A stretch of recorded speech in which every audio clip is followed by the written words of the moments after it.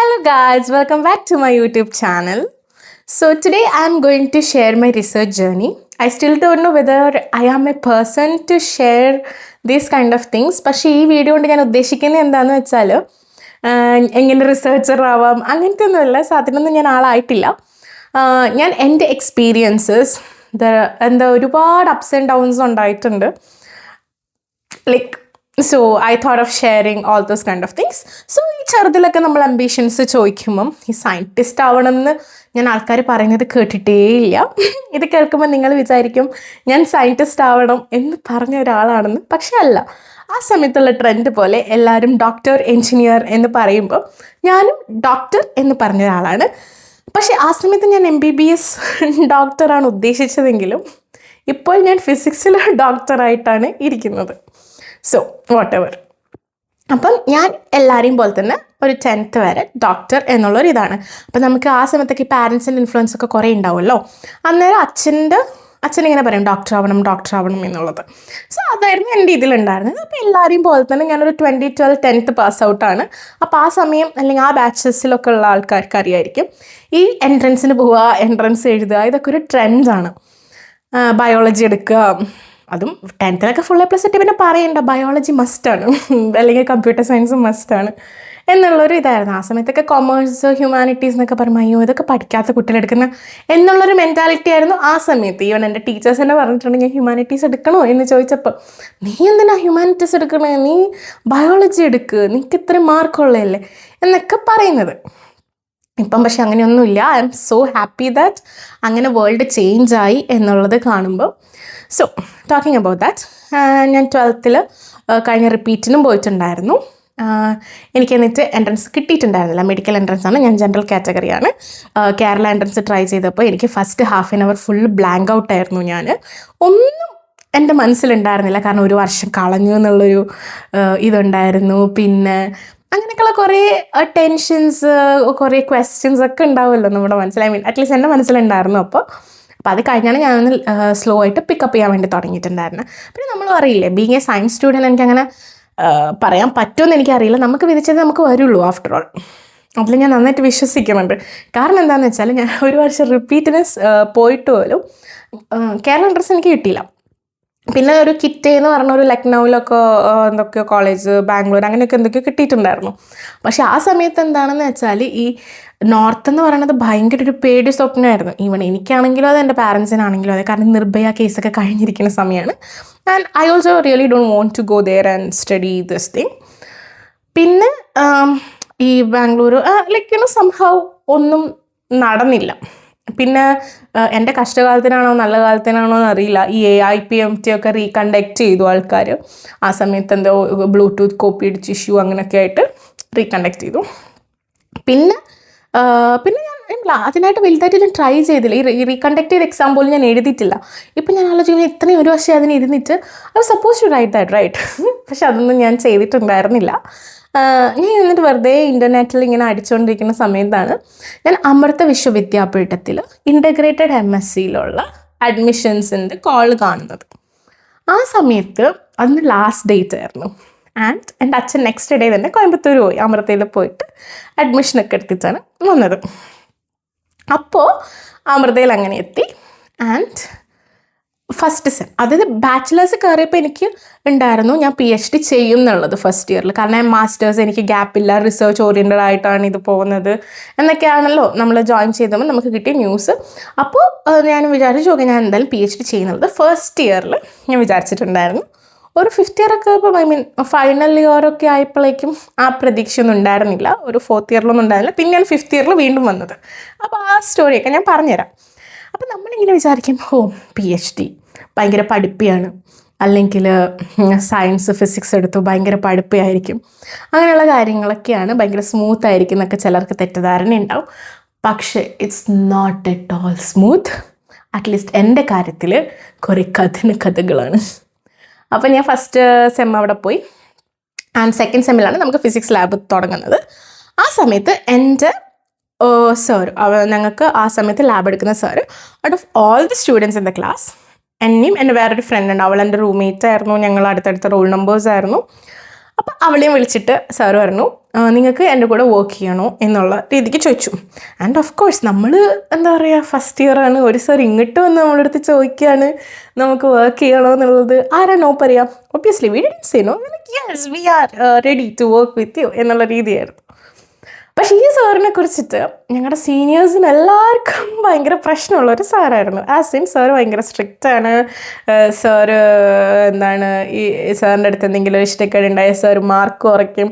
അങ്ങനെയൊക്കെയുള്ള ഒരുപാട് കഥകൾ ഞങ്ങൾ കേട്ടിട്ടുണ്ട്. പക്ഷേ അപ്പോഴും എനിക്ക് unless and until certain person is good with me എനിക്ക് കുഴപ്പമില്ല. അവർ മറ്റുള്ളവരുടെ അടുത്ത് എങ്ങനെയാണെങ്കിലും എൻ്റെ അടുത്ത് നല്ലതാണെങ്കിൽ എനിക്ക് കുഴപ്പമില്ല എന്നുള്ള രീതിയാണ് എനിക്ക് ഇപ്പോഴും ഉള്ളത്. അപ്പോൾ ആ സമയത്ത് ഞങ്ങൾ ഹോളോഗ്രാഫി എന്ന് പറഞ്ഞൊരു ഫീൽഡിലായിരുന്നു വർക്ക് ചെയ്തത്. And I really enjoyed those times. അപ്പോൾ ഞാൻ എൻ്റെ ഫ്രണ്ടും കൂടിയിട്ട് ഞങ്ങളിങ്ങനെ സൊല്യൂഷൻസ് മിക്സ് ആക്കുന്നു, ഹോളോഗ്രാഫി പാറ്റേൺ ഫിലിംസിനൊക്കെ വേണ്ടിയിട്ടുള്ളത്. പക്ഷേ ആ സമയത്ത് ആ പ്രശ്നം എന്താ പറ്റിയെന്ന് വെച്ചാൽ, അപ്പം നമ്മൾ എവിടെ നിന്ന് ഇമ്പോർട്ട് ചെയ്ത സാധനമാണ്. അപ്പോൾ ആ ലേസർ, സെമി കണ്ടക്ടർ ലേസറാണ് യൂസ് ചെയ്തിട്ടുണ്ടായിരുന്നത്. അതിന് വേണ്ടത്ര ഇൻറ്റൻസിറ്റി എന്തോ ഉണ്ടായിരുന്നില്ല. So we had to drop that project. അപ്പോൾ അതുകൊണ്ട് തന്നെ ഈ സാർ ഞങ്ങളുടെ അടുത്ത് പറഞ്ഞു, നിങ്ങൾ ഈ ലാബിൽ പോയി നോക്ക്. എന്നുവെച്ചാൽ ഈ സാറും ഈ മാമും കൂടെ, ഒരു മാമുണ്ട്, അവരും കൂടെ ഒരുമിച്ചാണ് വർക്ക് ചെയ്യുന്നത്. അപ്പോൾ ഈ ലാബിൽ പോയി നോക്ക്, എന്നിട്ട് നിങ്ങൾ let me no your decision, ഇഷ്ടമായോ ഇല്ലയോ എന്നുള്ള രീതിക്ക് ചോദിച്ചു. അപ്പോൾ ഞങ്ങൾ ആ ലാബ് കാണാൻ വേണ്ടി പോയി. ആ ലാബ് ഇപ്പം നമ്മളൊക്കെ ലാബ് വർക്ക് അല്ലെങ്കിൽ അങ്ങനെയൊക്കെ പറയുമ്പോൾ ഞാൻ ഫസ്റ്റ് ഇയർ സ്റ്റുഡൻ്റ് അല്ലേ, ഇപ്പം എനിക്കറിയാം തിയററ്റിക്കലി ഉണ്ട്, നമ്മൾ ചിലപ്പം ലാബിൽ പോലും പോകാണ്ട് ആൾക്കാർ ഇരുന്ന് വർക്ക് ചെയ്തിട്ട് ഓരോ തിയറി റിലേറ്റഡ് ചെയ്യും എന്നുള്ളത്. പക്ഷെ ആ സമയത്തൊക്കെ നമ്മളൊക്കെ ഈ സയൻസ് ഫിക്ഷൻ മൂവീസ് അല്ലെങ്കിൽ അങ്ങനെയൊക്കെയുള്ള സ്റ്റോറീസൊക്കെ കേൾക്കുന്ന പോലെ, അല്ലെങ്കിൽ ഒരു ഐൻസ്റ്റീൻ എന്നൊക്കെ കേൾക്കുമ്പോൾ നമ്മളെന്താ വെച്ചിരിക്കുക, ഓക്കെ അവരൊക്കെ ഇങ്ങനെ ലാബിൽ എന്തൊക്കെയോ കുറേ വർക്ക് ചെയ്യുന്നു, ഭയങ്കര ഒരു സയൻറ്റിസ്റ്റ്, അങ്ങനെയൊക്കെയുള്ളൊരു കോൺസെപ്റ്റ് ഇല്ലേ. അല്ലെങ്കിൽ ചിലർക്ക് ഈ ഫിസിക്സ് നോക്കുമ്പോൾ എല്ലാവർക്കും ആസ്ട്രോഫിസിക്സ് ആണ് റിലേറ്റ് ചെയ്യുന്നത്. ഞാനും അങ്ങനെയായിരുന്നു ചെറുതിൽ. I mean before I get to know what physics is. So അതൊക്കെ കംപ്ലീറ്റ്ലി നോർമൽ. അപ്പോൾ ആ സമയത്താണ് ഈ ലാബിൽ പോയപ്പോൾ ഈ മാം വന്നിട്ട് ഈ സാറിൻ്റെ അടുത്ത് പോയിട്ട് പറഞ്ഞു, മറ്റേ കുട്ടിക്ക് ഓക്കെ ആയിരുന്നു, she's like I M okay. ഞാൻ പോയി നോക്കിയപ്പോൾ കുറേ വെസൽസ് ഉണ്ട്, കാരണം മെറ്റീരിയൽ സയൻസ് ലാബാണ്. അവർ കുറേ പാത്രം കഴുകണം, ഒരു പാത്രത്തിൽ എന്തൊക്കെയാണ് കെമിക്കൽസിൻ്റെ മണം. ഇറ്റ് വാസ് ഹോറിബിൾ ആൻഡ് എനിക്കിഷ്ടമായില്ല. അപ്പോൾ ഞാൻ വിചാരിച്ചു ശരി, ഇവൾ ഓക്കെ എന്നും പറഞ്ഞു, ഞാൻ ഓക്കെ അല്ല എന്നും പറഞ്ഞാൽ ഇനി സാറിന്, കാരണം സാറിങ്ങനെ ഇനി സാറിന് ഇഷ്ടമായില്ലെങ്കിൽ സാറ് മാർക്ക് കുറയ്ക്കോ, കാരണം സാറിന് നമുക്ക് സബ്ജക്ട്സ് എടുക്കുന്നുണ്ട്, അങ്ങനെയൊക്കെയുള്ളൊരു തോട്ട്സായി എനിക്ക്. അപ്പോൾ ഇവൾ പോയിട്ട് പറഞ്ഞു ആദ്യം, സാർ എനിക്ക് കുഴപ്പമില്ല, ഞാൻ ജോയിൻ ചെയ്യാം. അപ്പോൾ സാറ് പറഞ്ഞു, അയ്യോ അത് പറയേണ്ട ആവശ്യമൊന്നുമില്ല, എനിക്ക് ഓൾറെഡി അറിയാം നിങ്ങൾ എൻ്റെ അടുത്ത് ജോയിൻ ചെയ്യുന്നുള്ളത്. അപ്പം എന്നിലേ ഞാൻ, അയ്യോ ഇനിയിപ്പോൾ എനിക്കൊന്നും പറയാൻ പറ്റില്ലല്ലോ എന്ന് പറഞ്ഞിട്ട് ഓക്കെ പറഞ്ഞു. പിന്നെ ആഫ്റ്റർ ഓൾ നമുക്ക് ഒരു പ്രൊജക്റ്റ് ചെയ്യണം, നിർബന്ധമാണ്, ഫൈനൽ ഇയറിൽ നമ്മൾ പ്രൊജക്റ്റ് സബ്മിറ്റ് ചെയ്യണം എന്നുള്ളത്. അപ്പം ഞാൻ വിചാരിച്ചു ഓക്കെ ഫൈൻ, ഇനിയിപ്പോൾ ഒന്നും പറയാനില്ലല്ലോ, ഓൾറെഡി എല്ലാം പറഞ്ഞു കഴിഞ്ഞു. അങ്ങനെയാണ് പ്രൊജക്റ്റ് സ്റ്റാർട്ട് ചെയ്ത്. ലൈക്ക് സ്റ്റാർട്ടിങ് ആൻഡ് ഓൾ അതൊക്കെ ഭയങ്കര സ്മൂത്തായിരുന്നു. പിന്നെ ഒരു ഡിസ്ക്ലെയിമർ ഉണ്ട്, ഈ പറയുന്നത് എൻ്റെ ഓണസ്റ്റായിട്ട് എനിക്ക് അപ്പം ഫീൽ ചെയ്ത കാര്യങ്ങളാണ്. ഇപ്പം ഞാൻ ഈ പറയുന്ന പലരുമായിട്ടും അപ്പം ദേഷ്യം ഉണ്ടായിരുന്നെങ്കിലും നല്ല കോണ്ടാക്റ്റാണ്, ഒരു പ്രശ്നമില്ല, നമ്മളിപ്പോഴും മര്യാദയ്ക്ക് സംസാരിക്കുന്നുണ്ട്. ബട്ട് ആ സമയത്തുള്ള എനിക്ക് അപ്പം തോന്നിയ കാര്യങ്ങളാണ് ഞാൻ പറയുന്നത്. ഓക്കെ, അപ്പോൾ അങ്ങനെയായി. അത് കഴിഞ്ഞ് പ്രൊജക്റ്റ് ഞങ്ങൾ സ്റ്റാർട്ട് ചെയ്യാൻ വേണ്ടി തുടങ്ങി. അപ്പോൾ എനിക്കറിയില്ല ഇത് എത്ര പേർക്ക് റിലേറ്റ് ചെയ്യാൻ പറ്റുന്നത്. നമ്മളിപ്പോൾ എക്സ്ട്രാ കരിക്കുലറിൽ ആരെങ്കിലും എന്തെങ്കിലും ചെയ്യുകയാണെങ്കിൽ ഈ ചില ടീച്ചേഴ്സിന് അത് പറ്റില്ല. അതിപ്പോൾ സ്കൂളിലും അങ്ങനെയുള്ള ടീച്ചേഴ്സ് ഉണ്ട്. ലക്കിലി എനിക്ക് അങ്ങനത്തെ ടീച്ചേഴ്സ് സ്കൂളിൽ കിട്ടിയിട്ടുണ്ടായിരുന്നില്ല. നമ്മൾ എക്സ്ട്രാ കരിക്കുലറിന് പോകുമ്പോൾ അവർ നിങ്ങളെന്താ പറയുക, പാടില്ല, എപ്പോഴും പഠിക്കണം, ഇങ്ങനെ ഡാൻസ് കളിച്ച് നടന്നാൽ മതി, അല്ലെങ്കിൽ സ്പോർട്സിന് പോയി നടന്നാൽ മതി, ഇങ്ങനെ കുറച്ചെങ്കിലും കമൻസ് അത്യാവശ്യം എക്സ്ട്രാ കരിക്കുലറിലുള്ള കുട്ടികൾ കേട്ടിട്ടുണ്ടാവാൻ ചാൻസ് ഉണ്ടെന്ന് വിചാരിക്കുന്നു. ഞാനും അങ്ങനെ കേട്ടിട്ടുണ്ട്, സ്കൂളിലല്ല കോളേജിൽ എനിക്ക് ഡാൻസ് ടീം ഉണ്ടായിരുന്നു, കുറേ പ്രോഗ്രാംസ് ചെയ്യാറുണ്ടായിരുന്നു. ആ സമയത്ത് ഈ സാറിന് അതൊക്കെ പ്രശ്നമായിരുന്നു. അപ്പോൾ എപ്പോഴും ഈ സാർ എന്നെ കൈൻഡ് ഓഫ് കോർണർ ചെയ്യാൻ വേണ്ടി തുടങ്ങും. ഫോർ എക്സാമ്പിൾ നമ്മളിപ്പോൾ സാറിൻ്റെ എക്സാം കഴിഞ്ഞാൽ സാർ എന്നെയും എൻ്റെ ഈ ഫ്രണ്ടിനെയും വിളിച്ചിട്ട് ക്യാബിനിൽ കൊണ്ടുപോയിരുത്തിട്ടാണ് കറക്റ്റ് ചെയ്യുക. അതായത് ഞങ്ങളുടെ ആൻസർ ഷീറ്റ്സ് മാത്രം. അതൊക്കെ എനിക്കെന്ന് വെച്ചാൽ ഞാൻ എക്സാം എഴുതി കഴിഞ്ഞാൽ പിന്നെ എനിക്ക് കാണണം, എനിക്ക് എൻ്റെ ഫൈനൽ മാർക്ക് കണ്ടാൽ മതി. എൻ്റെ മുന്നിൽ നിന്ന് ഇങ്ങനെ കറക്റ്റ് ചെയ്തത് എനിക്ക് ഇഷ്ടമില്ല, എനിക്കത് സഹിക്കാൻ പറ്റാത്തൊരു കാര്യമാണ്. അപ്പോൾ സാർ അങ്ങനെ ചെയ്യായിരുന്നു. പിന്നെ ഞാനിപ്പോൾ തേർഡ് ബെഞ്ചിലാണെങ്കിൽ എന്നെ പിടിച്ച് ഫസ്റ്റ് ബെഞ്ചിലെടുത്തിക്കും. എൻ്റെയൊക്കെ ബാക്കിൽ ആൾക്കാരുണ്ടാവും കേട്ടോ, ഫിഫ്ത്ത് ബെഞ്ചിലൊക്കെ ആൾക്കാരുണ്ടാവും, പക്ഷെ എന്നെ മാത്രം പിടിച്ച് ഫസ്റ്റ് ബെഞ്ചിലെത്തി. അങ്ങനെ എപ്പോഴും ഞങ്ങൾ തമ്മിൽ അടിയായിരുന്നു, കൈൻഡ് ഓഫ് ക്ലാസ് എടുക്കാൻ വരുമ്പോഴും. അങ്ങനെ മെല്ലനായിട്ട് സാർ എപ്പോഴും എന്നെ പിക്ക് ചെയ്യാൻ വേണ്ടി തുടങ്ങി ഓരോ കാര്യങ്ങൾക്ക്. അത് ക്ലാസ്സിലെ പിള്ളേർക്ക് ഭയങ്കര എവിഡൻ്റ്, അവർക്ക് നല്ല എൻ്റർടൈൻമെൻ്റ് ആയിരുന്നു ഞങ്ങളെ കൊണ്ട്. ഞങ്ങളുടെ ക്ലാസ്സിൽ എത്ര ഒരു 33 സ്റ്റുഡൻസ് എന്തേ ഉണ്ടായിരുന്നുള്ളൂ ഫിസിക്സിലത്തെ. അപ്പം അത് കഴിഞ്ഞ് പിന്നെ ഞങ്ങൾ ഈ സാർ ഒരു എക്സാം, സാറ് സബ്ജക്റ്റ് എടുത്തു ഞങ്ങൾക്ക് തേർഡ് ഇയറിൽ. അപ്പോൾ ഞങ്ങൾ എക്സാം പേപ്പറിൽ പേരെഴുതില്ലല്ലോ, റോൾ നമ്പറല്ലേ എഴുതുക. ആ സമയത്ത് സാർ എൻ്റെ പേപ്പർ കണ്ടപ്പോൾ എനിക്ക് 45 എന്തായിരുന്നു, അത് വെട്ടി 43 ആക്കി, അത് വെട്ടി 41 ആക്കി. എനിക്കറിയില്ല ആ പേപ്പേഴ്സ് ഇവിടെ ഉണ്ടോ എന്നുള്ളത്. എനിക്ക് ഈ ആൻസർ ഷീറ്റ്സൊക്കെ ചിലതൊക്കെ കളക്ട് ചെയ്ത് വയ്ക്കുന്ന ഒരു സ്വഭാവമുണ്ട്. ചിലപ്പോൾ എവിടെയെങ്കിലും തപ്പിയ കാണാമായിരിക്കും. പക്ഷേ ഇങ്ങനെയൊക്കെ ചെയ്തു. എൻ്റെ പേര് കാണാൻ ഞാൻ പിന്നെ ചോദിക്കാനും പോയില്ല, എനിക്ക് വേണ്ട നിങ്ങളുടെ മാർക്കെന്ന് പറഞ്ഞിട്ട് എന്തിനാടി ഉണ്ടാക്കിയിട്ട് കാര്യം എന്നുള്ള രീതിക്ക്. പിന്നെ തേർഡ് ഇയർ കഴിഞ്ഞ് പിന്നെ നമ്മളിങ്ങനെ അനാലിസിസ് ഒക്കെ ചെയ്യാൻ തുടങ്ങുമല്ലോ, ഈ XRD UV പോലുള്ള പ്ലോട്ടൊക്കെ ചെയ്യുമ്പോൾ സാറിൻ്റെ അടുത്ത് ഇതൊന്നും ഇത് ഏത് LKG കുട്ടിക്കും ചെയ്യാമല്ലോ, അങ്ങനെയൊക്കെയുള്ളൊരു ആറ്റിറ്റ്യൂഡായിരുന്നു പുള്ളിക്കാരന്. ഇങ്ങനെയൊന്നും അല്ല കേട്ടോ, ഇതൊക്കെ ഞാനിപ്പോൾ വളരെ സിമ്പിളായിട്ട് പറയുകയാണ്. ആ സമയത്ത് എൻ്റെ റൂംസിനടുത്തൊക്കെയുള്ള പിള്ളേരുടെ അടുത്ത് ചോദിച്ചാൽ മനസ്സിലാവും, ഞാൻ എപ്പോഴും കരച്ചിലും നിലവിളിയും ഒക്കെ ആയിരുന്നു. അങ്ങനെ ഞാൻ മാസ്റ്റേഴ്സിലെത്തിയപ്പം ഫസ്റ്റ് സെമസ്റ്റർ ഞാൻ ഭയങ്കര സീരിയസ് ആയിരുന്നു. ഞാൻ ഡാൻസ് ഒന്നും ചെയ്തിട്ടില്ല, മാക്സിമം ക്ലാസ്സിൽ തന്നെയുള്ള കോൺസെപ്റ്റ്സ് മനസ്സിലാക്കാൻ വേണ്ടി നോക്കും. അത്യാവശ്യം എനിക്ക് തോന്നുന്നു ഔട്ട് ഓഫ് ഓൾ സെമസ്റ്റേഴ്സ് ഞാൻ നന്നായിട്ട് സ്കോർ ചെയ്തത് മാസ്റ്റർ ഫസ്റ്റ് സെമസ്റ്ററിലാണ്. അങ്ങനെ ആയപ്പം ഈ സാറ് ഞങ്ങൾക്ക് വെക്കേഷൻ ആയപ്പോൾ ഇൻറ്റേൺഷിപ്പിന് എനിക്ക് മാത്രം വിടില്ല, ബാക്കിയുള്ളവർക്ക്. കാരണം ഈ സാർ അത്യാവശ്യം ഹൈ പൊസിഷനിലിരിക്കുന്ന ഒരു വ്യക്തിയാണ്.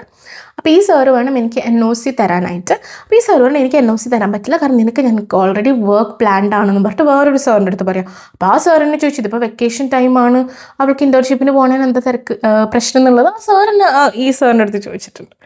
അപ്പോൾ അങ്ങനെയൊക്കെയുള്ള കുറേ പ്രശ്നങ്ങളുണ്ടായിരുന്നു. എന്നിട്ട് ഞാൻ പിന്നെ അവിടെ നിന്നിട്ടൊരു കുന്തം ഒന്നും നടന്നിട്ടുണ്ടായിരുന്നില്ല ആ വെക്കേഷൻ ടൈമിൽ. സാറിൻ്റെ അടുത്ത് ലിറ്ററേച്ചർ സർവേ ചെയ്യാൻ പറഞ്ഞു. 10 വർഷത്തെ ഞാൻ ലിറ്ററേച്ചർ സർവേ ചെയ്തു, എഴുതി കൊടുക്കാൻ പറഞ്ഞു, പ്രിൻ്റ് ചെയ്ത് കൊടുക്കാൻ പറഞ്ഞു. അങ്ങനെ കുറേ നമ്മളിങ്ങനെ ഇട്ട് വട്ടം കറക്കുക എന്ന് പറയില്ലേ, ആ ഒരു പരിപാടിയായിരുന്നു സംഭവം ബേസിക്കലി. പിന്നെ ഞാനും എന്തോ ആവട്ടെ എന്ന് പറഞ്ഞിട്ട് ആ സമയത്ത് ഞങ്ങൾക്കൊരു മിനി പ്രോജക്റ്റ് ഉണ്ടായിരുന്നത്. ഫസ്റ്റ് മാസ്റ്റേഴ്സിൻ്റെ ഫസ്റ്റ് ഇയറിൽ നമുക്കൊരു മിനി പ്രോജക്റ്റ് ചെയ്യണം. അപ്പോൾ ഞാൻ ഈ കുറേ പിള്ളേർക്ക് ഹെൽപ്പ് ചെയ്തിട്ടുണ്ട്. ഓക്കെ, അതായത് അവരുടെ PPT related, work related help ചെയ്തിട്ടുണ്ട്. അപ്പോൾ എനിക്കറിയാം വാട്ട് ദേ ഹാവ് ഡൺ എന്നുള്ളത്. അപ്പോൾ യൂഷ്വലി നമ്മൾ ഈ ഫീൽഡിലുള്ള ആൾക്കാർ വീഡിയോ കാണുന്നെങ്കിൽ മനസ്സിലാവും, നമ്മുടെ ഗൈഡ് യൂഷ്വലി നമ്മളുടെ അടുത്ത് ക്വസ്റ്റ്യൻസ് ചോദിക്കുകയാണെങ്കിൽ തന്നെ വളരെ ജനറൽ ആയിട്ടുള്ള എന്തെങ്കിലുമൊക്കെ ചോദിക്കുള്ളൂ. ഇത് ഫുള്ള് ഈവൻ ഞാനായിരുന്നു ഫസ്റ്റ് കാൻഡിഡേറ്റ് പ്രസൻറ്റ് ചെയ്യാൻ പോകേണ്ടത്. അപ്പോൾ എനിക്ക് അറിഞ്ഞൂടാ അത് അവരെന്ത് ബേസിസെല്ലാം ചൂസ് ചെയ്തതെന്ന്. എനിക്കൊന്നും ഗൈഡ് വൈസാണോ ഇനി ഗൈഡ് ചൂസ് ചെയ്തതെന്നൊന്നും എനിക്കറിയില്ല. പക്ഷേ ഞാനായിരുന്നു ഫസ്റ്റ്, കാരണം എൻ്റെ നമ്പർ V ആണ്, എൻ്റെ റോൾ നമ്പർ 33 ആണ്. പക്ഷേ ഞാനായിരുന്നു ഫസ്റ്റ് പ്രസൻറ്റ് ചെയ്യാൻ വേണ്ടിയിരുന്നത്. അപ്പോൾ അവിടുത്തെ പ്രൊജക്ടറിനെന്തോ ഇഷ്യൂ. അപ്പം ഞാൻ പ്രസൻറ്റേഷന് കയറുക കേട്ടോ, അത് കണക്റ്റ് ആവുന്നില്ല.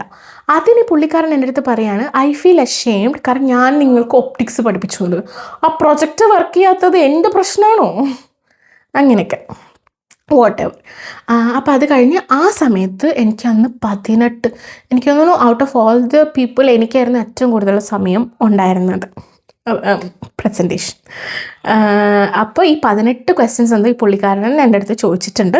അതിലൊരു 14 to 16 ക്വസ്റ്റ്യൻസ് ഞാൻ ആൻസറും ചെയ്തിട്ടുണ്ട്. എന്നിട്ട് അവിടെയുള്ള ടീമിലുള്ള, അതായത് ആ കമ്മിറ്റിയിലുള്ള ഏതൊരു ടീച്ചർക്ക് സങ്കടം തോന്നിയിട്ടാണ് മതിയെന്ന് പറഞ്ഞിട്ട് ഈ ടൈം ഇല്ലാതെന്തോ പറഞ്ഞിട്ട് ഞാൻ പുറത്തു പോയത്. ഇത്രയും ഹെക്റ്റിക്കായിരുന്നു സംഭവം. ആൻഡ് ദെൻ ഗ്രേഡ് വന്നു, അതായത് നെക്സ്റ്റ് സെമിസ്റ്ററിലേക്ക് കടന്നു, നമ്മൾ സെക്കൻഡ് ഇയറിലേക്ക് കടന്നു, ഫൈനൽ ഇയർ മാസ്റ്റേഴ്സിലേക്ക്. ഈ മാർക്സ് ഒക്കെ ഔട്ടായി. ആ സമയത്ത് എൻ്റെ എല്ലാ ക്ലാസ്സിലും വെച്ചിട്ട്, അതായത് out of all only 3 students got B grade. ഞാൻ പറഞ്ഞു ലാസ്റ്റ് സമയത്ത് ഞാൻ സീരിയസ് ആയിരുന്നു. മാസ്റ്റേഴ്സിൽ ഞാൻ ഡാൻസ് പോലും ചെയ്തിട്ടുണ്ടായിരുന്നില്ല, അത്രയും ഞാൻ സീരിയസ് ആയിട്ട് ഇരിക്കാമെന്നും പറഞ്ഞിട്ട് മാസ്റ്റേഴ്സിൽ പഠിച്ചുകൊണ്ടിരുന്നായിരുന്നു. ഈ മിനി പ്രോജക്റ്റിൽ മാത്രമാണ് എനിക്ക് B grade കിട്ടിയിട്ടുണ്ടായിരുന്നത്. അപ്പം ഞാൻ പോയിട്ട് കമ്മിറ്റിയിലുള്ളൊരു ടീച്ചറിൻ്റെ അടുത്ത് ക്ലാസ് കഴിഞ്ഞപ്പോൾ ചോദിച്ചു, എന്താണ് എനിക്ക് B grade തന്നിരിക്കുന്നത്? It's okay, I got the B grade. പക്ഷേ എന്താണെന്ന് പറഞ്ഞാൽ എനിക്ക് എൻ്റെ നെക്സ്റ്റ് പ്രസൻറ്റേഷൻസിന് അത് ഇമ്പ്രൂവ് ചെയ്യാൻ വേണ്ടി പറ്റും എന്നുള്ളത്. അപ്പോൾ ഈ ടീച്ചറിൻ്റെ അടുത്ത് പറഞ്ഞു, നിൻ്റെ ഗൈഡ് തന്നെയാണ് എനിക്ക് ഈ മാർക്ക് തന്നിരിക്കുന്നത് എന്നുള്ളത്. അപ്പം ഞാൻ എന്ത് ചെയ്തു, എനിക്ക് പിന്നെ ആരുടെ ചോദിച്ചിട്ടും കാര്യമില്ല, കാരണം ഇയാളെന്ന് പറയുന്നത് ഹൈ പൊസിഷനിലിരിക്കുന്ന ഒരാളാണ്. അപ്പോൾ മറ്റുള്ള ടീച്ചേഴ്സ് എന്ന് പറയുന്നതിനോട് ചോദിച്ചിട്ട് ഇപ്പോൾ കാര്യമില്ലല്ലോ, എൻ്റെ ഗൈഡാണ്, ഈ ഹൈ പൊസിഷനുമാണ്. അപ്പോൾ പിന്നെ എനിക്ക് I had to speak with him. അപ്പോൾ ഞാൻ സാറിൻ്റെ അടുത്ത് പോയി, ഞാൻ ചോദിച്ചു സാറിൻ്റെ അടുത്ത് എന്താ എനിക്ക് തന്നെ. അപ്പോൾ പറഞ്ഞു പ്രസൻറ്റേഷനോ അത്ര രസം ഉണ്ടായിരുന്നില്ല എന്ന് പറഞ്ഞു, ആൻസർ ചെയ്തില്ല എന്തോ പറഞ്ഞു. അപ്പോൾ ഞാൻ പറഞ്ഞു, ഞാനപ്പോൾ മറ്റുള്ളവരുടെ പ്രസൻറ്റേഷൻ കണ്ടതാണ്, ഞാൻ തന്നെയാണ് അവരുടെ ഇത് ചെയ്ത് കൊടുത്തിട്ടുണ്ടായിരുന്നു കുറേയൊക്കെ, അപ്പോൾ അവർക്കൊക്കെ എന്നെക്കാളും ഗ്രേഡ് ഉണ്ടല്ലോ, അതെങ്ങനെയാണെന്ന് ഞാൻ ചോദിച്ചു. അപ്പോൾ അയാൾ പറഞ്ഞു ഡു നോട്ട് കമ്പയർ. അപ്പോൾ ഞാൻ പറഞ്ഞു I have to compare because the system is comparative grading system. അപ്പോൾ അയാൾ പറഞ്ഞിട്ട് അതങ്ങനെയല്ല, നീ നന്നായിട്ട് ചെയ്തു, പക്ഷേ ഇനിയിപ്പം നെക്സ്റ്റ് പ്രസൻറ്റേഷനിൽ ഇതിനും കൂടെ നന്നാക്കി ചെയ്യാൻ വേണ്ടിയിട്ടാണ് ഇങ്ങനെ തന്നേന്നൊക്കെ. പിന്നെ അറിയാമല്ലോ, സംസാരിച്ചിട്ട് കാര്യമില്ല, but I just want to let him know that ഞാനത് റിയാക്ട് ചെയ്യുന്നുണ്ട്, അല്ലെങ്കിൽ എനിക്ക് കാര്യങ്ങൾ മനസ്സിലാവുന്നുണ്ട്, ഇത്രയും ഉദ്ദേശം ഉണ്ടായിരുന്നുള്ളൂ. അല്ലാണ്ട് ഇനിയിപ്പം ഗ്രേഡ് ചേഞ്ച് ആവാനൊന്നും പോകുന്നില്ല, അത് വേറെ കാര്യം. കാരണം ഇത് ഫൈനൽ ഗ്രേഡിംഗ് അല്ലേ, റീവാലുവേഷൻ കൊടുക്കാൻ ഇത് പേപ്പേഴ്സും അല്ല. അപ്പം അങ്ങനെ അത് കഴിഞ്ഞ് അതായത് ഞാൻ പറഞ്ഞില്ല, ഒരു മാമും ഉണ്ട് ഒരു സാറും ഉണ്ട്. അപ്പോൾ ഈ സാറിനുണ്ടല്ലോ ഞാനും എൻ്റെ വേറൊരു ഫ്രണ്ടും, ഈ മാമിനുണ്ടല്ലോ വേറൊരു ഫ്രണ്ട് വേറൊരു കുട്ടി, അങ്ങനെയായിരുന്നു. അപ്പോൾ ഞാനൊരു ദിവസം വീട്ടിൽ നിന്ന് കോളേജിലേക്ക് പോണ സമയത്ത് ഓൺ ദ വേ ഞാൻ ഞങ്ങളുടെ ഈ ഗ്രൂപ്പിൽ ഒരു മെസ്സേജ് കണ്ടു. അതായത് മാം ഉണ്ടാവില്ല ഒരു വർഷത്തേക്ക്, ലൈക്ക് എത്രയോ 10 months അങ്ങനെ എന്തോ, കാരണം മാം ഒരു സർജറിക്ക് പോവാണ്. സോ മാമിൻ്റെ കുട്ടികളെയും കൂടി സാറാണ് നോക്കുന്നതെന്നുള്ളത്. സോ യൂഷ്വലി എങ്ങനെയാണെന്ന് വെച്ചാൽ ഈ മാമിൻ്റെ അണ്ടറിലുള്ള സ്റ്റുഡൻസിന് മാമിനെ അത്ര മാനേജ് ചെയ്യാൻ പറ്റില്ല. അപ്പോൾ ആ പിള്ളേർ സാറിൻ്റെ അടുത്താണ് കുറച്ചും കൂടെ സംസാരിക്കാൻ പറ്റുക. അപ്പോൾ സാറിൻ്റെ അണ്ടറിലുള്ള മറ്റേ കുട്ടിക്ക് സാറുമായിട്ട് പ്രശ്നമില്ല, എനിക്കാണ് സാറുമായിട്ട് പ്രശ്നം ഉണ്ടായിരുന്നത്. പക്ഷെ ഞാനും മാമും തമ്മിൽ അത്യാവശ്യം നല്ല കണക്ഷൻ ഉണ്ടായിരുന്നു. അപ്പം എനിക്ക് എന്തെങ്കിലും ഈ വർക്ക് റിലേറ്റഡ് ആയിട്ടുള്ള ഡൗട്ടോ അങ്ങനെ എന്തെങ്കിലും ഉണ്ടെങ്കിൽ ഞാൻ നേരെ മാമിൻ്റെ അടുത്താണ് പോവുക. ഇനി എന്ത് ചെയ്യണം, ഞാനപ്പോൾ സിന്തസിസും കാര്യങ്ങളൊക്കെ ആയിരുന്നു ചെയ്തിട്ടുണ്ടായിരുന്നത്, അപ്പോൾ ക്യാരക്ടറൈസേഷൻ അങ്ങനത്തെ ഒക്കെ. അന്നേരം ഈ മാമിൻ്റെ അടുത്ത് പോയിട്ടാണ് ഞാൻ ഡിസ്കസ് ചെയ്തിട്ട് ചോദിക്കാം.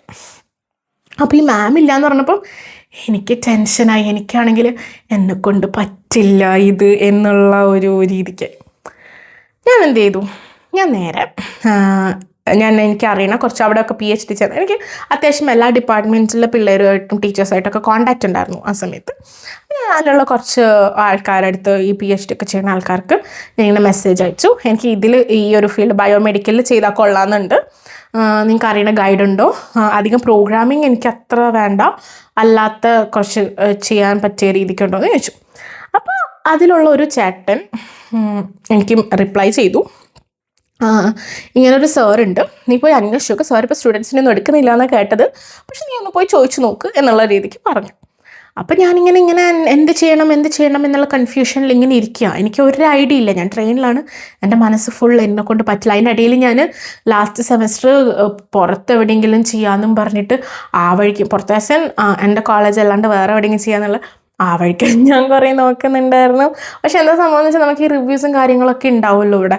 അപ്പോൾ എനിക്ക് അത് എത്രത്തോളം പോസിബിൾ ആണെന്ന് എനിക്കറിയില്ല പുറത്ത് ചെയ്യുന്നത്, but still I even try doing that. Okay, അപ്പോൾ അങ്ങനെയായി. പിന്നെ നെക്സ്റ്റ് ഡേ ക്ലാസ് കഴിഞ്ഞപ്പോൾ ഞങ്ങളുടെ പ്രോജക്റ്റ് കോർഡിനേറ്റർ വന്ന് പറയാണ്, നിങ്ങൾ ഈ 2 ദിവസത്തിനോ അല്ലെങ്കിൽ വിത്തിൻ ഈ വീക്കോ എന്തോ ഗൈഡിന് ഫിക്സ് ചെയ്തിട്ട് തരണം എന്നുള്ളത്. ആ സമയത്ത് എല്ലാവർക്കും ഗൈഡിന് ഫിക്സ് ആയിട്ടുണ്ടായിരുന്നു. എനിക്ക് ഞാൻ പറഞ്ഞില്ല, 2nd സെമസ്റ്റർ ബാച്ചിലേഴ്സ് തൊട്ടിട്ടുള്ളതാണ്. അപ്പോൾ ഈ ഫസ്റ്റ് സെമസ്റ്റർ കഴിയാറാകുമ്പം ആരും അതായത് മാസ്റ്റേഴ്സിലെത്തിയപ്പോൾ ആരും ഗൈഡ് ചേഞ്ച് ചെയ്യുന്ന എക്സ്പെക്റ്റ് പോലും ചെയ്യുന്നില്ല. എനിക്കറിയില്ല ഈ സമയം നമ്മൾ പറയും എന്തിലൊക്കെയോ നമ്മൾ വിശ്വസിച്ചു എന്ന് അറിയില്ല. അമൃത എന്ന് പറയുന്ന വലിയ ക്യാമ്പസാണ്. ഇപ്പോഴും എനിക്ക് പല സ്ഥലങ്ങൾ അറിയില്ല, അടുത്ത് 5 വർഷം അവിടെ ഉണ്ടായിട്ട്. അപ്പം ഞാൻ ക്ലാസ് കഴിഞ്ഞിട്ട് നേരെ ഇറങ്ങി, ഞാൻ എങ്ങനെ അവിടെ എത്തിയ, ഒരാളുടെ അടുത്ത് വഴി ചോദിച്ചിട്ടില്ല, ഒന്നും ചോദിച്ചിട്ടില്ല, എനിക്ക് മുന്നേ അവിടെ പോയി പരിചയമില്ല, ഒന്നും അറിയില്ല. പക്ഷെ അവിടെ ഞാൻ കറക്റ്റ് ഫ്രണ്ടിലെത്തി. നമ്മൾ അറിയില്ല, നമ്മളിങ്ങനെ എന്തോ ഒരു ഇങ്ങനെയൊക്കെ നമ്മളിങ്ങനെ വിശ്വസിച്ച് പോവുക, അതും അറിയാം.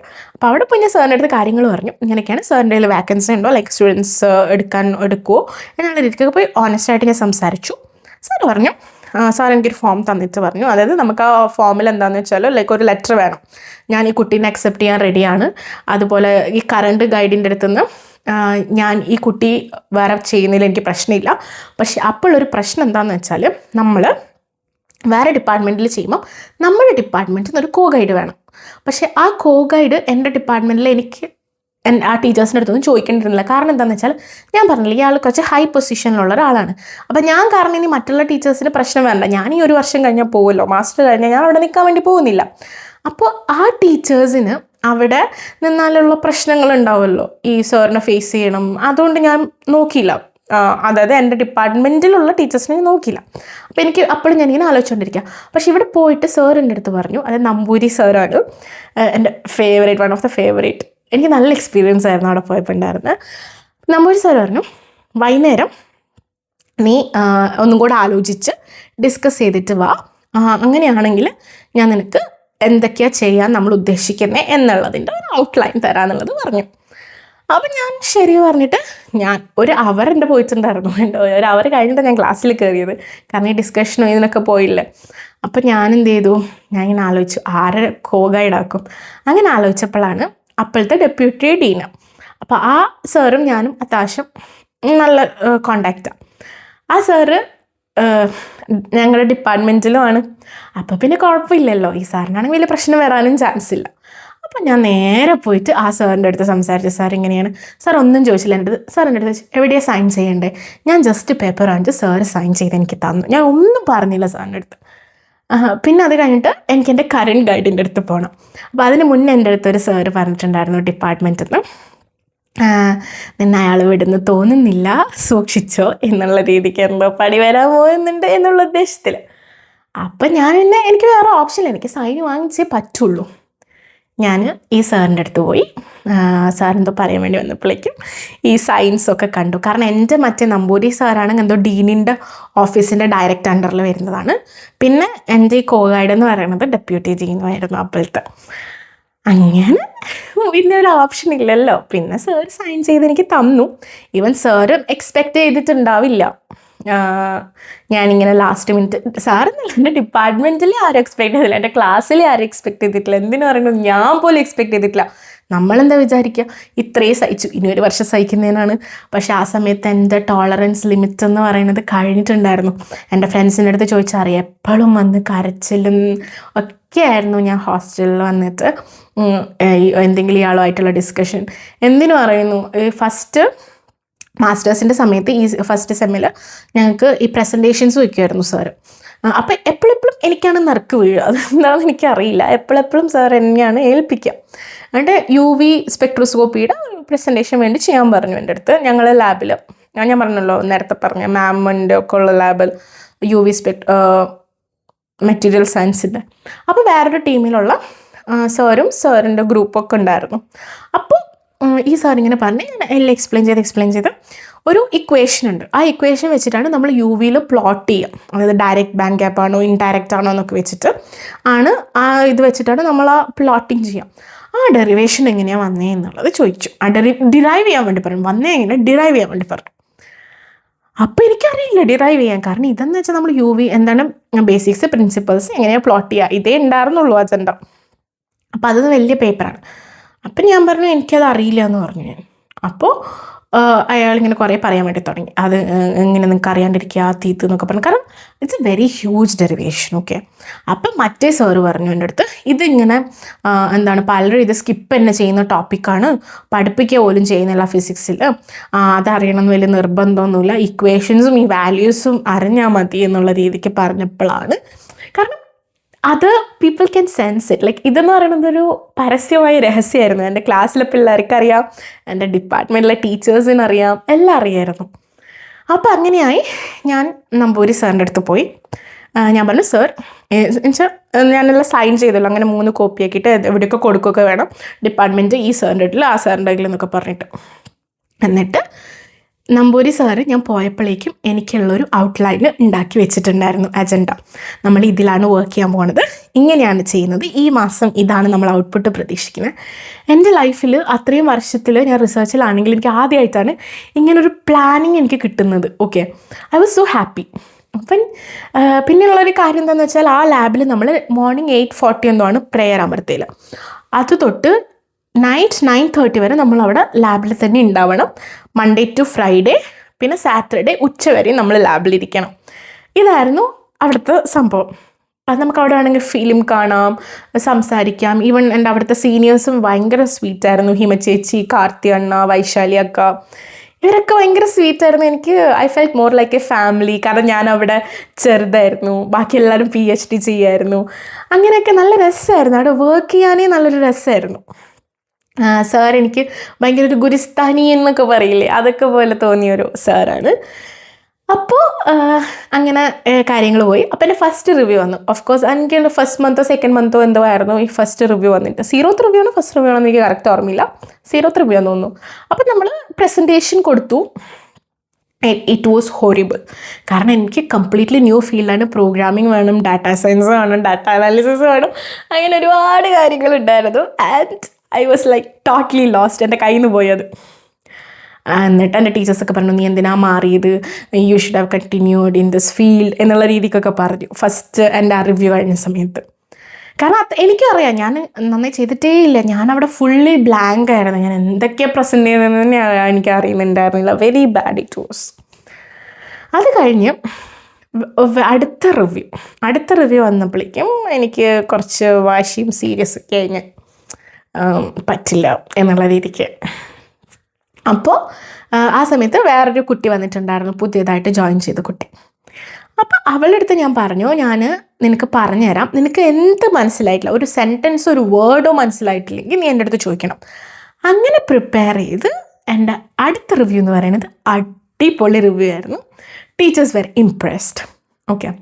അപ്പോൾ ഈ സമയത്തൊക്കെ എങ്ങനെയാണെന്ന് വെച്ചാൽ,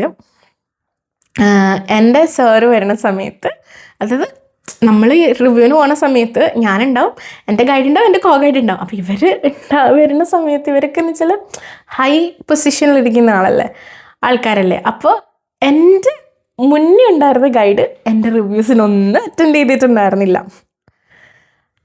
അങ്ങനെയൊക്കെ പോയി. ആൻഡ് അപ്പോഴേക്കും കൊറോണ വന്നപ്പം ഓൺലൈനായിരുന്നു റിവ്യൂ എടുക്കേണ്ടിയിരുന്നത്. അപ്പോൾ ഓൺലൈനിൽ ഞാൻ ചെയ്തു. I got very good compliments from many teachers. അവരെന്നെ പേഴ്സണലി ടെക്സ്റ്റ് ചെയ്തു, ചിലർ കോൾ ചെയ്തു. അങ്ങനെ ഐ ഫെൽ സോ ഹാപ്പി. പക്ഷേ ആ ഫൈനൽ റിവ്യൂവിന് എൻ്റെ മറ്റേ മുൻപത്തെ ഗൈഡ് ഉണ്ടായിരുന്നു കേട്ടോ. പക്ഷേ ഒരു നല്ലൊരു സെറ്റപ്പ് ആയിരുന്നു അത്. എനിക്ക് ഭയങ്കര ഒരു പ്രൗഡ് മൊമെൻ്റ് ആയിരുന്നു. കാരണം എന്താണെന്ന് വെച്ചാൽ I was A last one two get A guide and I was the first one two get A publication. പിന്നെ ആർക്കൊക്കെ അത് കഴിഞ്ഞിട്ട് പബ്ലിക്കേഷൻസ് കിട്ടി. പക്ഷേ ഗിവൻ ദ ഫാക്ട് ദാറ്റ് എനിക്ക് പബ്ലിക്കേഷൻ കിട്ടി, ഞാൻ വലിയ സംഭവം അങ്ങനെയല്ല എനിക്ക് പ്രൗഡ്. എനിക്ക് എന്താണെന്ന് വെച്ചാൽ എനിക്കൊന്നും ചെയ്യാൻ പറ്റില്ല, അല്ലെങ്കിൽ ലാസ്റ്റ് മിനിറ്റ് ഗൈഡ് മാറി, എന്നിട്ട് ഞാൻ എൻ്റേതായൊരു ചോയ്സിന് വേണ്ടിയിട്ട് മാറിയ ഒരു സംഭവമാണ്. അങ്ങനെ ഒക്കെ നോക്കിയപ്പോഴാണ് എനിക്കൊരു ഓക്കെ ഐ ഡിഡ് സംതിങ് എന്നുള്ളൊരു ഫീൽ വരുമല്ലോ അത്. അതിനിടയിൽ മറ്റേ സാറിൻ്റെ അടുത്തുള്ളപ്പം ഞങ്ങൾ ബാച്ചുലർ സെക്കൻഡ് ഇയറിൽ ഹൈദരാബാദിൽ ഒരു ഇൻറ്റേൺഷിപ്പിന് പോയിട്ടുണ്ടായിരുന്നു. ആ സമയത്ത് എനിക്ക് അവിടെ കുറച്ച് കോണ്ടാക്ട്സ് കിട്ടിയിട്ടുണ്ടായിരുന്നു. അപ്പോൾ അതിലുള്ള ഒരു പുള്ളിക്കാരനാണ് എനിക്ക് PhDൻ്റെ സമയത്ത്, കാരണം ആ കൊറോണ ടൈമിൽ ഞാനിങ്ങനെ കുറേ വെബിനാഴ്സ് സെമിനാഴ്സും ഒക്കെ അറ്റൻഡ് ചെയ്യായിരുന്നു. അപ്പം ഞാനിങ്ങനെ ഏതൊക്കെ യൂണിവേഴ്സിറ്റിയിൽ അപ്ലൈ ചെയ്തു. എൻ്റെ ഇനീഷ്യൽ പ്രോഗ്രാം എന്തായിരുന്നു എന്ന് വെച്ചാൽ, പ്ലാനിങ് എന്തായിരുന്നു എന്ന് വെച്ചാൽ എബ്രോഡ് എവിടെയെങ്കിലും പോകാൻ എന്നുള്ളതാണ്. പക്ഷേ ഗിവൻ ദ ഫാക്ട് ദാറ്റ് അത് കൊറോണ ടൈമാണ്, ലോക്ക്ഡൗൺ ആണ് എല്ലാവിടെയും എന്നുള്ളത് കൊണ്ട് തന്നെ എനിക്ക് കിട്ടി അവിടെ ഒന്നും ഫണ്ടിങ് ഇല്ല. പിന്നെ ചിലർ പറഞ്ഞു എനിക്ക് സെൽഫ് ഫണ്ടിങ് ചെയ്യാൻ പറ്റുമെങ്കിൽ എടുക്കാൻ പറ്റുന്നുള്ളത്. പിന്നെ കുറേ സ്ഥലത്ത് ഇൻ്റർനാഷണൽ സ്റ്റുഡൻസിനൊന്നും എടുക്കുന്നുണ്ടായിരുന്നില്ല. സോറി. അപ്പോൾ അങ്ങനെയൊക്കെയുള്ള പ്രശ്നങ്ങൾ വന്നപ്പോൾ ഞാൻ പിന്നെ ചോദിച്ചു, ഇവിടെ എവിടെയെങ്കിലും JRF ആയിട്ടോ എന്തെങ്കിലുമായിട്ട് ജോയിൻ ചെയ്തിട്ട് നല്ലതാണെങ്കിൽ പിന്നെ നോക്കാം എന്നുള്ളൊരു കോൺസെപ്റ്റായിരുന്നു എനിക്ക് അപ്പം ഉണ്ടായിരുന്നത്. അന്നേരം ഈ പുള്ളിക്കാരൻ, ഈ ഹൈദരാബാദിലുള്ള പുള്ളിക്കാരൻ എനിക്ക് മഹീന്ദ്ര യൂണിവേഴ്സിറ്റിയിലുള്ള PhD അഡ്വർടൈസ്മെൻറ്റ് അയച്ചു തന്നു. അപ്പോൾ ആ സമയത്ത് എനിക്ക് എവിടെയാണ്, ഞാൻ ലവ്ലി പ്രൊഫഷണൽ അയച്ചിട്ടുണ്ടായിരുന്നു, NIT സൂരത്കൽ അയച്ചിട്ടുണ്ടായിരുന്നു. ഇതൊക്കെ എനിക്ക് കിട്ടിയിട്ടുണ്ട് കേട്ടോ.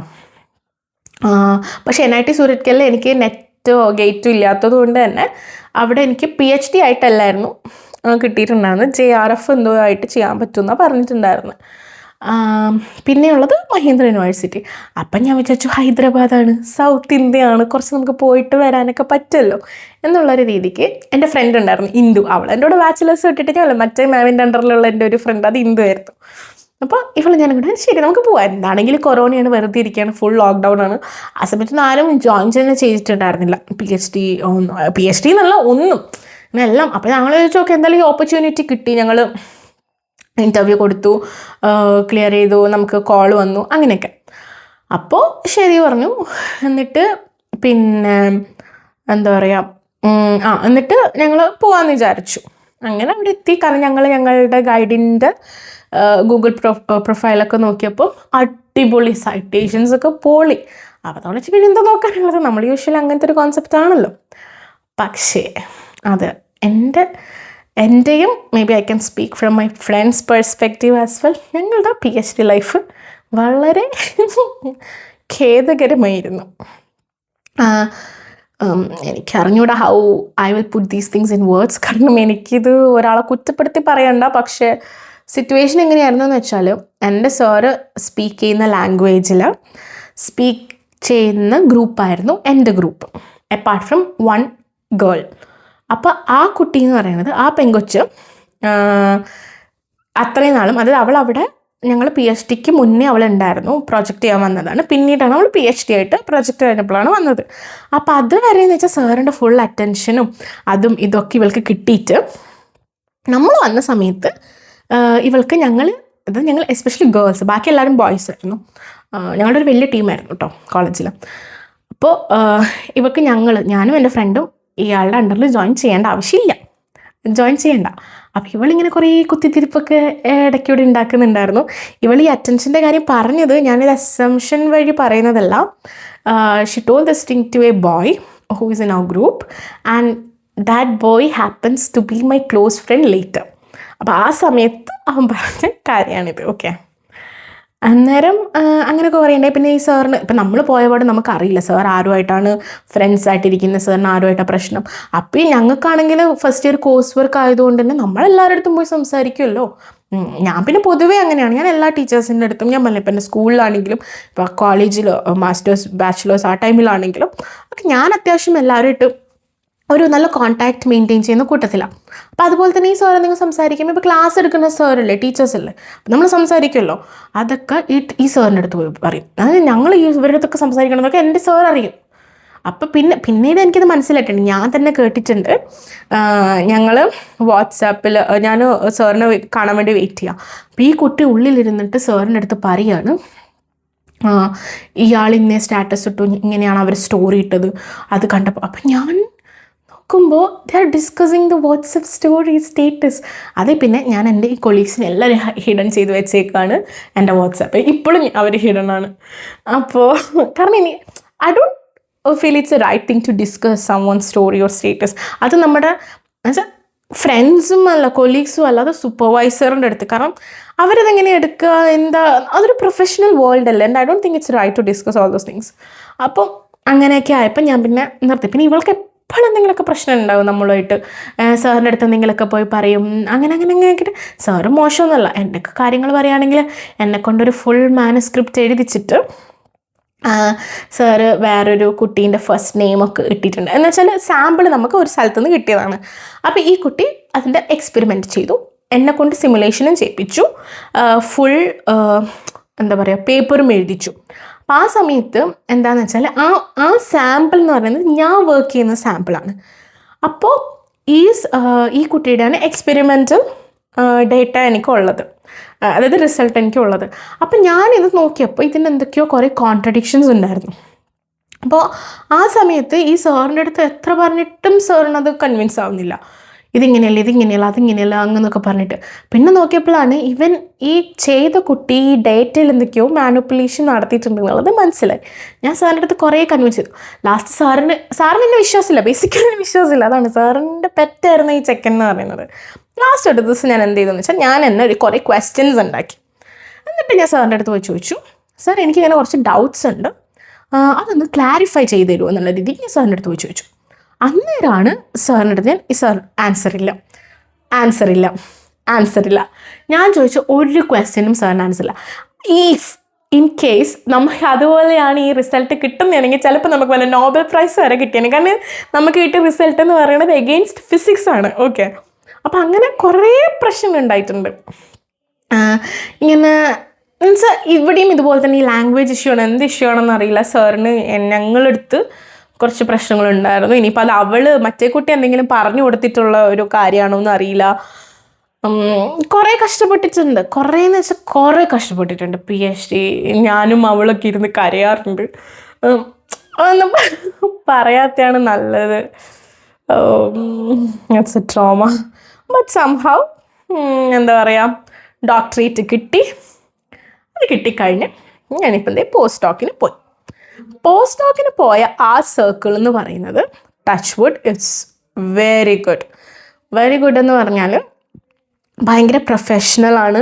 എന്നുവെച്ചാൽ PhD ഒക്കെ എനിക്ക് ചെയ്യുന്ന സമയത്ത് എൻ്റെ കൊളീഗ്സ് എന്ന് പറഞ്ഞാൽ എൻ്റെ ഫ്രണ്ട്സും കൂടിയായിരുന്നു. പക്ഷെ ഇവിടെ നിന്ന് കൊളീഗ്സാണ്. ലൈക്ക് ഞാൻ ഫ്രണ്ട്സായിട്ട് ആരുമില്ല.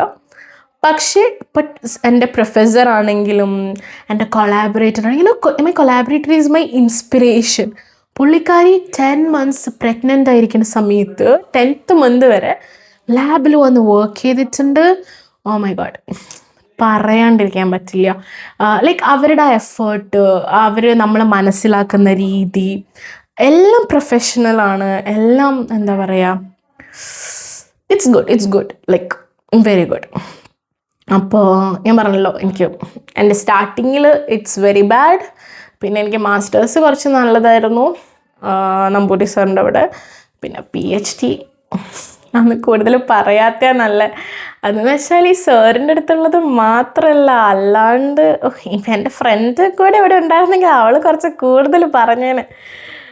അതൊന്നും പിന്നെ മതി. കാരണം ഞാൻ പറഞ്ഞല്ലോ, ഡിസ്ക്ലെയിമർ പോലെ എനിക്കിപ്പോൾ ആരോടൊരു ദേഷ്യവും ഇല്ല, ഒന്നുമില്ല. സംഭവിച്ചതെല്ലാം നല്ലതിന് എന്ന് പറഞ്ഞിരിക്കുകയാണ് ഞാൻ. അപ്പം നിങ്ങൾക്ക് ഏതെങ്കിലും ഒരു ഫ്രണ്ടോ നിങ്ങളുടെ ഫാമിലിയിലോ അങ്ങനെ ആരെങ്കിലും ഏതെങ്കിലും റിസർച്ചർ ഉണ്ടെങ്കിൽ, they are struggling lot. Especially ഇപ്പോൾ ഇന്ത്യയിലുള്ള കാര്യമാണ് ഞാൻ ഈ പറയുന്നത്. പുറത്തും ഉണ്ട് കേട്ടോ, പുറത്തും ഞാൻ കുറേ കേട്ടിട്ടുണ്ട്. പക്ഷേ ഇന്ത്യയിൽ അത് കുറച്ച് കൂടുതലാണ്. ഈ പറയുന്ന പോലെ നമുക്ക് എക്സ്ട്രാ കരിക്കുലറിന് പോകാൻ പറ്റില്ല, അതപ്പോഴേക്കും അവർക്ക് പ്രശ്നമാവും. പിന്നെ ഇവിടെ എങ്ങനെയാണെന്ന് വെച്ചാൽ എൻ്റെ പ്രൊഫസറിന് വ്യാഴാഴ്ചകളിൽ വോളിബോൾ മാച്ചിന് പോവും, അങ്ങനെയാണ്. പിന്നെ ഞാൻ പറഞ്ഞല്ലോ, ഞാൻ ആ ഒരു ഇൻസിഡൻസ് ഒക്കെ ഉള്ളത് കൊണ്ട് തന്നെ ഞാൻ എൻ്റെ ടീച്ചേഴ്സിനെയും ഒക്കെ ഹിഡനാണ് എൻ്റെ വാട്സപ്പ് ഇതിൽ നിന്നുള്ളത്. അപ്പം ഞാനിങ്ങനെ വിചാരിച്ചിട്ടുണ്ട് എൻ്റെ യൂട്യൂബിലുള്ള ചാനലോ അല്ലെങ്കിൽ ഇൻസ്റ്റാഗ്രാമിൽ ഞാൻ എൻ്റെ കൊലീഗ്സിനൊന്നും അവരാരും ഇപ്പം എൻ്റെ ഫോളോവേഴ്സൊന്നുമല്ല. അപ്പോൾ ആരൊക്കെ ഇപ്പോൾ ഉണ്ടെന്ന് തോന്നുന്നു കേട്ടോ, കുറച്ച് പേരുണ്ടെന്ന് തോന്നുന്നു. എൻ്റെ പ്രൊഫസറിന് എസ്പെഷ്യലി യൂട്യൂബ് ഒന്നും കാണിച്ചെടുക്കില്ല എന്നൊക്കെ പറഞ്ഞിട്ട് ഞാൻ വന്നതിൻ്റെ ഫസ്റ്റ് വീക്ക് ഞാൻ കഴിച്ചുകൊണ്ടിരിക്കും. ഞങ്ങൾക്കൊരു ഡിന്നർ ഉണ്ടായിരുന്നു. ഞാൻ ഫുഡ് കഴിച്ചുകൊണ്ടിരിക്കുമ്പോൾ എൻ്റെ പ്രൊഫസറിൻ്റെ അടുത്ത് ചോദിച്ചു, നീ ഡാൻസ് ചെയ്യുമല്ലേ? എനിക്ക് ഷോക്കിംഗ് ആയില്ലേ, ഹൗ കം യു നോ? അപ്പോഴാണ് പുള്ളിക്കാരൻ പറയണത്, എൻ്റെ ഗൂഗിൾ സ്കോളറിൽ അക്കൗണ്ട് നോക്കാൻ വേണ്ടിയിട്ട്, ഇതറിയാൻ വേണ്ടിയിട്ട് എൻ്റെ നെറ്റിൽ അടിച്ചെടുത്തപ്പോൾ എൻ്റെ ഡാൻസ് വീഡിയോസ് വന്നു. ഞാനിങ്ങനെ but one good thing is that they are so okay with it. എന്നുവെച്ചാൽ ബേസിക്കലി നമ്മൾ വർക്ക് ചെയ്യുക, മര്യാദയ്ക്ക് ചെയ്യുക എന്നുള്ള ഒരു കാര്യമുള്ളൂ. നമ്മുടെ വർക്ക് ചെയ്തിട്ട് നമ്മൾ എന്താണെങ്കിലും ചെയ്താലും ഒരു കുഴപ്പമില്ല. അതാണല്ലോ ബേസിക്കലി വേണ്ടത്. ഇപ്പം ഞാൻ പറയാം, ഞാൻ PhD ചെയ്യുന്ന സമയത്ത് ഞാൻ രാത്രി 2 മണി 3 മണി വരെയൊക്കെ ഞാൻ ലാബിലിരുന്നിട്ടുണ്ട്. ഇപ്പം ആലോചിക്കും എന്താവശ്യത്തിന് ഒരു കുന്തോ ആവശ്യം ഉണ്ടായിരുന്നില്ല എന്ന് വിചാരിക്കും. അതേസമയം ഇവിടെ ഞാൻ ഇരിക്കുന്ന സമയം ഇപ്പോൾ 2 മണിക്കൂറാണെങ്കിലും ഞാൻ വൃത്തിക്ക് ഇരുന്നിട്ട് വൃത്തിക്കുള്ള സംഭവം എനിക്ക് കിട്ടുന്നുണ്ട്. സോ ഇതൊക്കെയാണ്, എന്തൊക്കെയാണ് പറഞ്ഞതെന്നറിയില്ല. ബട്ട് മോർ ഓർ ലെസ് ഇതൊരു I don't know how to say this. പക്ഷേ ഇങ്ങനെയൊക്കെയാണ് എൻ്റെ റിസർച്ച് ജേർണി എന്ന് പറയുന്നത്. ഇങ്ങനെയൊക്കെയായിരുന്നു. ഇനി അടുത്തത് എന്താണെന്നോ എങ്ങനെയാണെന്നോ ഒന്നും എനിക്കറിയില്ല. ഇനിയിപ്പം ഞാനായിട്ട് ചെയ്യുമ്പോൾ ഞാൻ എങ്ങനത്തെ ഒരു സൂപ്പർവൈസർ ആവുമെന്ന് എനിക്കറിയില്ല. But I will try not to be like, എനിക്ക് ഇഷ്ടമില്ലാത്ത അല്ലെങ്കിൽ എനിക്ക് പറ്റാത്ത ആൾക്കാർ, ഇപ്പം ഞാൻ പറഞ്ഞ ക്യാരക്ടേഴ്സിലുള്ള ആൾക്കാർ എങ്ങനെ ആണോ എനിക്ക് പ്രശ്നം ഉണ്ടാക്കിയത്, ആ പ്രശ്നങ്ങളൊന്നും ഞാൻ എൻ്റെ ഒരു സ്റ്റുഡൻറ്റിന് ഉണ്ടാക്കില്ല എന്ന് വിചാരിക്കുന്നു ഞാൻ. I hope I will be a good supervisor. So in case ഞാൻ അങ്ങനെ വല്ലതും ഗൈഡ് ചെയ്യുകയാണെങ്കിൽ, okay, even still I don't know what I am going to do, but yeah. So അപ്പം അത്രയൊക്കെ ഉള്ളൂ. Thanks for watching. So to all the researchers, if anyone is watching my video, just focus on your work. കാരണം നിങ്ങൾ ആരും help ചെയ്യാൻ പറ്റുന്നില്ല, നിങ്ങളായി നിങ്ങളുടെ വർക്കായി. And try to be an independent researcher. അത്രേ എനിക്ക് പറയാനുള്ളൂ. പിന്നെ ഗൈഡ് ഇപ്പം എങ്ങനെയാണെങ്കിലും നമ്മളത് നമ്മുടെ കയ്യിലല്ല, നമ്മുടെ ലക്ക് പോലെ ഇരിക്കും നമുക്ക് നല്ലത് കിട്ടുമോ മോശം കിട്ടുമോ എന്നുള്ളത്. അത് പ്യുവർ ലക്കാണെന്നേ ഞാൻ പറയുള്ളൂ. സോ കാരണം ഇപ്പം നല്ല വർക്കായിരിക്കും, അവരുടെ ചെയ്യണത് ഭയങ്കര അമേസിങ് സാധനങ്ങളായിരിക്കും. എനിക്ക് കുറേ പേരെടുക്കണം എന്നുണ്ട്, കാരണം അവരൊക്കെ ഫേമസ് പേഴ്സണാലിറ്റീസ് ആണ്. But I am not taking any one's name at least in my field. പക്ഷെ അവരുടെ കൂടെ വർക്ക് ചെയ്യുന്നത് is not at all easy. അപ്പോൾ അങ്ങനെയൊക്കെയുള്ള കുറേ കാര്യങ്ങളുണ്ടാവും. സോ ഇത്രയൊക്കെ ഐ തിങ്ക് ഒരു വലിയ വീഡിയോ ആയി. ഇനി എനിക്ക് കുറേ കാര്യങ്ങൾ പറയാം, സംസാരിച്ചുകൊണ്ടിരിക്കാം. കാരണം ഇതെന്ന് വെച്ചാൽ എൻ്റെ ബാച്ചിലേഴ്സ് വിട്ടിട്ടത് ഇപ്പോൾ വരെയുള്ള കാര്യങ്ങളാണ്. ബാച്ചിലേഴ്സ് 3 വർഷം, മാസ്റ്റേഴ്സ് 2 വർഷം, PhD 4 വർഷം, ഇപ്പോഴത്തെ 1 വർഷം. അപ്പോൾ ഇതാണ് ഇത്രയും കുറച്ചായിട്ടാണ് ഞാൻ പറഞ്ഞത്. സോ അത്രയ്ക്കുള്ളൂ. Thanks for watching. ബൈ.